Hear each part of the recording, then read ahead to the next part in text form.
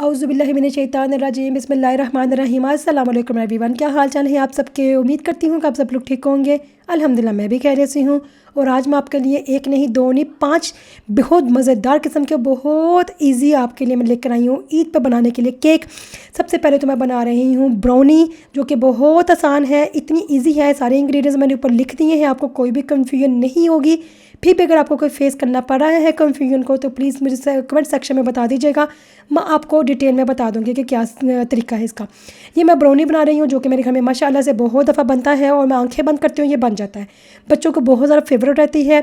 Baking करना ऐसा बहुत मुश्किल काम नहीं है, सिर्फ 2 से 3 रूल ऐसे होते हैं जिनको हमने बहुत ज़रूरी है कि ओबे करना है, उसको फॉलो करना है, तो वो काम कोई भी बना सकता है, बहुत ईजी रह जाता है। कोई 10 साल का बच्चा भी बेकिंग कर सकता है। सबसे इंपॉर्टेंट चीज़ तो ये होती है कि जितनी क्वांटिटी में कोई रेसिपी की जो नीड है उतनी ही क्वांटिटी में वो चीज़ डाली जाए, उसको अच्छी तरह से मेजरमेंट करके। दूसरे नंबर पे मैं ये बना रही हूँ मार्बल केक, जिसका भी मैंने सारे इंग्रेडिएंट्स ऊपर लिख दिए हैं। ये जितना खूबसूरत लगता है उससे ज़्यादा आसान है और इंतहाई मज़ेदार किस्म का बनता है। अभी तो वैसे भी बड़े दिन आ रहे हैं, लाइक गर्मियाँ शुरू हो रही हैं, तो शाम की चाय पे आप ये सारे केक में से कोई एक आध बना सकती हैं और यकीन करें आपकी शाम की चाय का मज़ा दोबाला हो जाएगा। ये मैं एक ही बार सालाना बैटर तैयार कर रही हूँ, मटेरियल तैयार कर रही हूँ वो केक के लिए। और इसके मैंने पूरे इंग्रेडिएंट्स ऊपर लिख दिए हैं, किस हिसाब से को मैदा पड़ेगा, किस हिसाब से को मक्खन पड़ेगा। ये बेकिंग के लिए 2-3 ऐसी चीज़ें होती हैं, बेसिक वाली चीज़ें होती हैं जो कि हर एक चीज़ पे पड़ेगी। वो तो ये है मक्खन, मैदा और अंडा। हाँ जी, किसी किसी चीज़ पे बेकिंग पाउडर यूज़ होता है, किसी पे नहीं होता। मार्बल केक का जो नेचुरल वाला केक है उसके लिए मैंने थोड़ा सा लेमन का सिरका यूज़ किया है। मुझे अच्छा लगता है लेमन वाला ना जूस, उसका हल्का सा बिल्कुल जायका आता है, बहुत टेस्टी देता है। और बहुत इंपॉर्टेंट, अगर आप चाहते हैं कि आपका जो केक है वो फ्लफ़ी सा दानेदार सा हो, खिला खिला हो, बैठा हुआ ना हो और हमेशा ही खिला रहे। अगर आपके पास 1 हफ़्ते तक भी केक पड़ा हुआ है तो हमेशा खरा रहेगा। उसका मतलब क्या है कि आपने जो अंडा लेना है, एग वाइट वाले को आपने अच्छी तरह से बीट करना है कि इसकी बिल्कुल झाग बन जाए, जैसे कि आपने थोड़ी देर पहले देखा था। ये मैंने चॉकलेट और बटर को माइक्रोवेव में ना मेल्ट कर लिया था और आपने डिटेल में देखा है, सारे इंग्रेडिएंट्स मैंने ऊपर लिख दिए थे। इसको मैंने मेल्ट करने के बाद आधा मटेरियल लिया था, इसके अंदर मैंने चॉकलेट और मक्खन मला जा पूरा मटेरियल डाल दिया था और 1 बाय 1 स्टेप बाय स्टेप करके मैं इसके अंदर इसको ऐड कर रही हूँ। ऐड करने के बाद एक तिनके की मदद से मैं इसको अच्छी तरह से बिखेर लूँगी, जैसे कि आपको नज़र आ रहा है। अगर आप चाहें किसी भी तरह की इसकी शेप दे सकते हैं। इस तरह से मैं 1 बाय 1 डाल रही थी, आप चाहें तो किसी और तरह से भी डाल सकते हैं, लेकिन यकीन करें बहुत टेस्टी बनता है और ये भी लॉन्ग टर्म रहने वाला केक है। क्रीम केक इस तरह से होता है कि तकरीबन 3 से 4 दिन ठीक रहता है, लेकिन ये जो ना स्पंज केक होते हैं, लाइक टी वाले केक, क्रीम के बगैर वाले केक जो जिसको कह सकते हैं, वो हम लॉन्ग टर्म रख सकते हैं, लाइक हफ्ते से 2 हफ्ते तक इसको हम रख सकते हैं आराम से। ये भी 200 डिग्री पे रखना है। ज़्यादातर जब आप केक बेक करते हैं तो उसको 200 डिग्री पे ही रखा करें, वो बहुत अच्छा बेकिंग उससे हो जाती है। और ये देखिए बिल्कुल सही तरह से कुक हो चुका हुआ है। ये इतना शानदार बना था कि ये 1 हफ्ते के अंदर भी क्या 2 दिन में ही ये ख़त्म हो गया था। 1 हफ्ते तक कैसे ये रह सकता था। साथ में ये देखिए अभी गर्मियाँ आ रही हैं, लेकिन इसलिए फिर ना शाम की चाय में तो आपके लिए बहुत ज़बरदस्त ही रह जाएगा। फ़िलहाल गर्मियों से पहले तो ईद पे आपने अपने टेबल को ज़रूर इन चीज़ों से गार्निश करना है। यकीन करें आपको ज़रूर तारीफ़ें मिलेंगी और आप बहुत ज़्यादा ईदियों के साथ तारीफ़ें भी बटोरेंगे। ये मैं साथ कहवा बना रही थी, खैर मैं तो ये पीऊँगी नहीं, मैं अपने हस्बैंड के लिए बना रही थी। और साथ में मैंने ये केक तैयार कर चुकी हूँ, बहुत शानदार था। देखिए कितना फ्लफ़ी सा बना हुआ है, दानेदार सा नज़र आ रहा है, सही खिला खिला केक है। वह क्या वजह थी कि मैंने इसका एग वाइट को अच्छी तरह से बीट कर लिया था और ये मेरे हस्बैंड पक रहे थे माशाल्लाह से। ओके जी, तो अभी ये बारी आ जाती है 3rd वाले केक की, जो कि मैं बना रही हूँ 3 मिल्क केक। जो 3 मिल्क केक किस तरह से बनेगा, बहुत ज़्यादा आसान है। बस नाम हमें लगता है मुश्किल है, या शक्ल से लगता है कि वाओ कितना मुश्किल होगा, कुछ भी मुश्किल नहीं है, बहुत आसान है। इसके लिए भी मैंने ऊपर सारे इंग्रेडिएंट्स लिखती हैं। 4 अंडे लिए थे, बेकिंग पाउडर, वनीला शुगर और मैंने मैदा लगा था। मैदे के साथ फिर मैंने इसके अंदर मक्खन डाल दिया है। ये 3-4 चीज़ें हैं, बस यही यूज़ होनी होती हैं। बस उसको ना इस तरीके से उस तरीके से डाल के हम यूज़ करते हैं, लेकिन तरीका यही होता है, बेसिक चीज़ें यही हैं। इसको बीट करने के बाद मैंने इसके अंदर ना मुल्क के अंदर डाल दिया था। वैसे तो मैं ज़्यादातर सिलिकॉन का जो है ना मुल्क यूज़ करती हूँ, जो कि लाइक जो सांचा होता है वो यूज़ करती हूँ। उसके साथ ये होता है कि मुझे ना तो बटर पेपर यूज़ करना पड़ता है, ना मक्खन लगाना पड़ता है, ना मैदा लगाना पड़ता है। चुप करके बीच में डालती हूँ और बहुत अच्छी तरह से बेक हो जाता है। अब यकीन करें ज़रा सा भी नहीं चिपकता। ये मिल्क केक मैंने बनाना था, इसलिए मैंने इसके लिए दूसरा मोल्ड ले लिया। इसमें थोड़ा सा मैंने ना नीचे बटर लगा दिया था ताकि नीचे चिपके ना। और ये मेरे मिल्क केक की मैं क्रीम तैयार कर रही थी, जो कि मैंने लिया था चीज़ वाइट। अगर आपके पास नहीं है तो सिर्फ फ्रेश क्रीम के साथ भी आप बना सकते हैं। ये 3 मिल्क केक है, 2 तरह के कॉन्डेंस मिल्क यूज़ होते हैं, एक चीनी वाला, एक चीनी के बगैर, और फ्रेश क्रीम। इसको मैंने अच्छी तरह से मिक्स किया।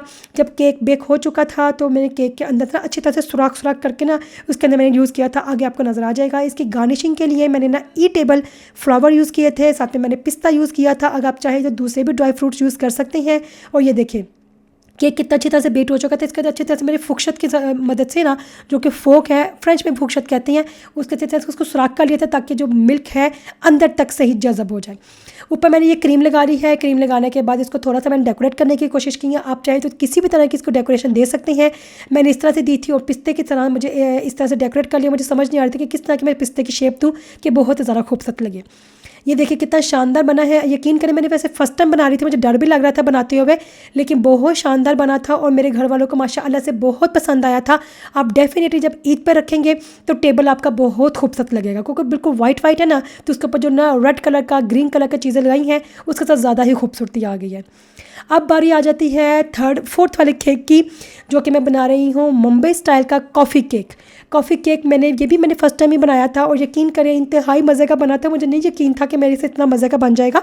हाँ, ये बात है, जो भी चीज़ के इंसान किसी भी चीज़ को ना महारत होना लायक, कोई कपड़े सिलाई करता है, कोई बेकिंग करता है, कोई किसी भी तरह की किसी चीज़ की कोई महारत है, वो काम जब कुछ चीज़ का देखता है ना, तो वो देख के इसको समझ आ जाता है कि किस तरह से बनेगा।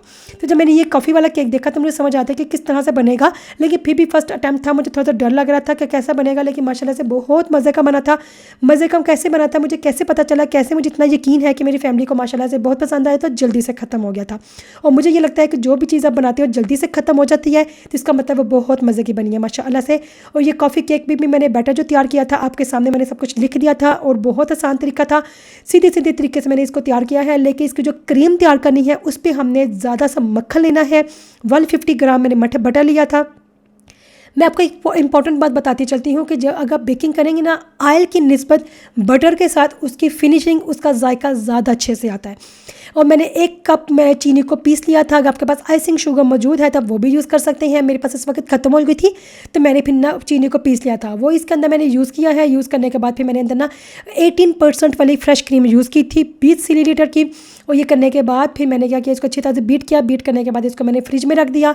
और इसकी गार्निशिंग करने के लिए मैंने थोड़ा सा काजू लिया था, वॉलनट लिए थे, जो कि हैं अखरोट को मैंने करने के बाद इसको ग्राइंड कर लिया। ग्राइंड करने के बाद मैं इसको साइड पर रख दिया। अब 1 कप में गर्म पानी था और इसके अंदर कॉफ़ी थी, इंस्टेंट कॉफ़ी। अब इस वाले पानी को मैंने ना केक के अंदर सही तरह से ना ऊपर लेप दे दी थी, ताकि जो केक है अच्छी तरह से ना मेल्ट, जूसी सा हो जाए। मेरे से बस थोड़ा सा मसला हो गया था, इसको निकालते हुए ना थोड़ा सा केक टूट गया था। लेकिन क्रीम वाले केक का ये बहुत बड़ा बेनिफिट होता है कि जब ऊपर क्रीम लगती है तो नीचे से सब जितनी भी कमी पेशी होती है ना वो छुप जाती है। और ये मैंने ऊपर लगा दिया था। हालांकि मुझे नहीं ना उस तरह का काजू और वॉलनट यूज़ करना चाहिए था जिसके अंदर छिलका होता, कि वो ज़्यादा खूबसूरत लगे, क्योंकि वाइट के ऊपर वाइट ना ऑफ वाइट के ऊपर ऑफ वाइट नज़र नहीं आ रहा था। और ये रहा मेरा मिल्क केक, कॉफ़ी केक, जो कि बहुत ही शानदार बना था। आपको शक्ल से भी लग रहा होगा कि ना इसकी जो शक्ल है कॉफ़ी की तरह की आ रही है। बहुत मज़े का था, बहुत डिलीशियस था। आप ट्राई करेंगे फिर आपको अंदाज़ा होगा कि किस तरह का लगे। मुझे खैर ये पोकमोन की तरह लग रहा था, पोकमैन की तरह लग रहा था जिसकी इसकी शक्ल बनी है। अब ये लास्ट और बट नॉट लीस्ट, ये 5th वाला केक मैं बना रही हूँ, जो कि है लेमन केक। और मेरा सबसे ज़्यादा फेवरेट वाला ये केक है। हमें लगता है कि लेमन है तो बहुत ज़्यादा खट्टा होगा, ऐसा कुछ भी नहीं है, इतने को मज़े का बनता है।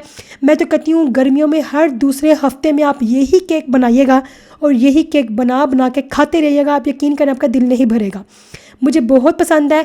ये लेमन का जो हम थोड़ा सा जूस ऐड करते हैं, इसमें बिल्कुल भी खटास नहीं होती, बिल्कुल भी इसका जायका चेंज नहीं होता, लेकिन यकीन करें बहुत ही मज़े का बनता है। बहुत इजी है, बस सब चीज़ें एक बोल में डालनी है जो कि मैंने लिख दी हैं। उसको बीट करना है। बीट करने के बाद 200 डिग्री में मैंने रख देना है ओवन पे। ओवन उसको थोड़ा सा डार्क ब्राउन कीजिएगा। मुझे पर्सनली डार्क ब्राउन ज़्यादा मज़े का लगता है। और ये देखें, ये तैयार है। ओके जी, तो मैं अभी चलती हूँ। अगर आपको केक की रेसिपीज़ पसंद आई होंगी तो चैनल को सब्सक्राइब कर दीजिएगा। कमेंट करके बताइएगा कि किस तरह की बनी थी और किस तरह की आपको लगी है वीडियो। अपना बहुत ज़्यादा ख्याल रखिएगा, दुआओं में याद रखिएगा। मिलते हैं अगली वीडियो पे। और रमज़ान का आखिरी अशरा भी आपको बहुत मुबारक। अल्लाह हाफिज़।